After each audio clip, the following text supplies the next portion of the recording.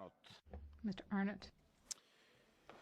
Thank you. Well, we tried, Mr. President. We tried to find ways of cutting the European Union budget, of understanding that at a time such as this, that taxpayers actually can't support more and more money going from the people to the European Union. And so we put in the EFDD 142 amendments to the EU budget, and we watched as every single one of those 142 attempts to save money for the taxpayer of the UK and the taxpayers in all of the member states of the European Union, we watched as every single one of those measures was voted down.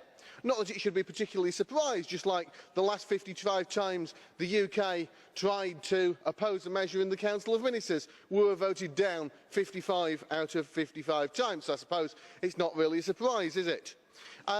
We put forward measures on issues like coordination and surveillance of and communication on the EMU, including the euro. Do we really need to be spending more money on a propaganda campaign on the euro? A tenfold increase in the cost of the European Chemicals Agency, again something we don't believe is needed. We believe that money could be cut from the European Union special representatives.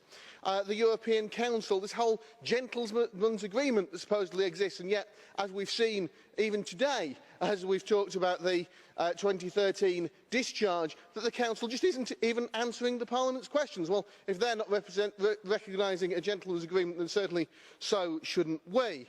The Committee of the Regions, again, a body which is getting far too much taxpayers' money. And then we look at our own house. We should put our own house in order, see what we're spending that we don't need to be. Costs of meetings and activities of former members, €210,000 that, frankly, doesn't actually make a difference to anything whatsoever. And in the vast majority of these areas, we've talked about cutting rather than abolishing budget lines altogether. We've said we want to cut them, and some of them personally I'd abolish altogether, But we're trying, but every single one we see voted down. That's what we get in this place. Sadly, that is how things work in this place in the European Union.